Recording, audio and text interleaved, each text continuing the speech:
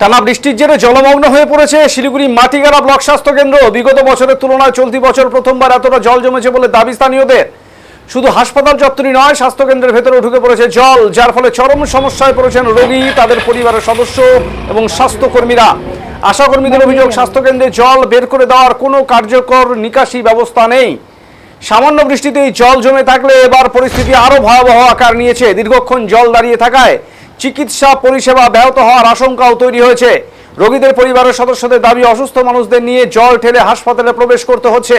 শিশু, প্রবীণ ও গর্ভবতী মহিলাদের ক্ষেত্রে পরিস্থিতি আরও জটিল হয়ে উঠেছে। জলাবদ্ধতার কারণে সংক্রমণের আশঙ্কাও বাড়ছে বলে উদ্বেগ প্রকাশ করেছেন অনেকে। আশাকর্মীরা জানিয়েছেন, প্রতিদিনের কাজকর্ম চালাতে গিয়ে তাদেরও চরম দুর্ভোগের শিকার হতে হচ্ছে। জলমগ্ন পরিবেশে রোগীদের সেবা দেওয়া যেমন কঠিন হয়ে উঠেছে, তেমনি নিজেদের নিরাপত্তা নিয়েও চিন্তিত তারা। দ্রুত স্থায়ী নিকাশি ব্যবস্থার দাবি জানিয়েছেন স্বাস্থ্যকর্মীরা।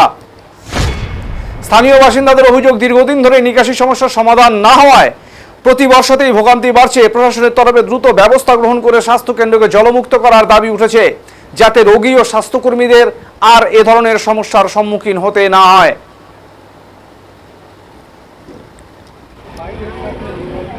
बाट ले लिया मैंने।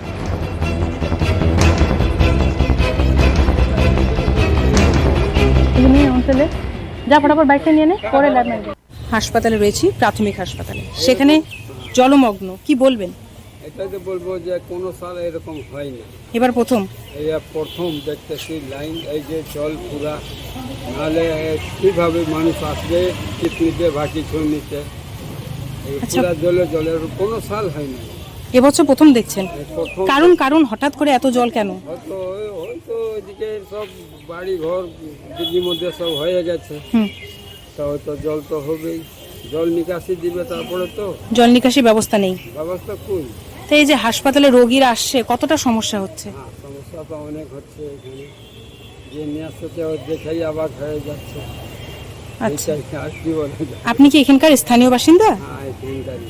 কি নাম আপনার? তুমি এইভাবে জল জমেছে, হ্যাঁ, কি বলবেন, রোগীদের কতটা সমস্যা হচ্ছে?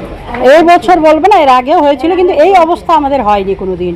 আজকে পালস পোলিও গোটা ভারতবর্ষে আমাদেরকে বলা হয়েছে সকাল 7টা থেকে 8টার মধ্যে আপনারা চলে আসেন। আমরা আসছি তখন দেখি কোমর অবধি জল। আমরা ওই অবস্থায় ভ্যাকসিন ক্যারিয়ার সব নিয়ে, আমাদের কয়েকটা এনএম দিদি তো ড্রেন আর রাস্তা কিছু বুঝতে পারলে না, ভ্যাকসিন ক্যারিয়ার নিয়ে আসতে যে ড্রেনের মধ্যে পড়েও গেল। হ্যাঁ, আর ওই অবস্থায় আমরা ভ্যাকসিন নিয়ে বসছি, এখনও দেখেন আপনার সামনে জল। আর এই হসপিটাল, এটা হসপিটালে 10 রকমের থাকে, ওটা সব ডেলিভারি মা প্রসব হয়, যা নোংরা জলে ভাইসে একেবারে সব মিলে গেছে। এই যে আমরা এইখানে আজকে ভাইসে কাজ করতেছি, মনে হয় কালকে আমরা হসপিটালে ভর্তি হবো নাকি, চুলকানি অ্যালার্জি নিয়ে কোনো ঠিক নাই। আর একটা হসপিটাল, এখানে পরিবেশটা ভালো পরিষ্কার থাকা দরকার। সব 10 রকমের রুগী আছে, ডায়রিয়া, জ্বর সব। কিন্তু এরকম যদি থাকে তাহলে মানুষের কি করে হবে? রুগী তো আরও অসুস্থ হবে।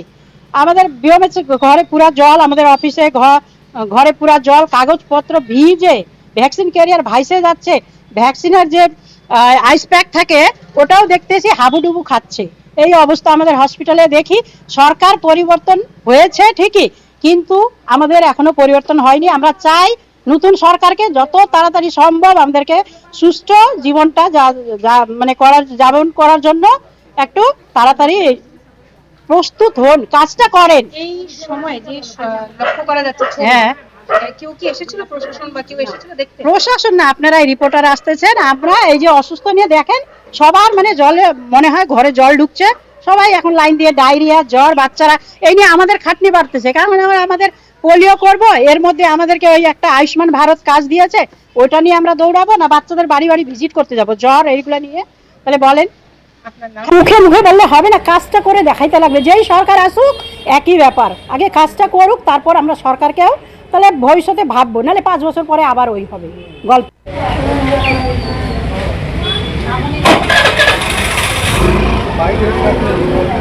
बाट ले लिया मैंने।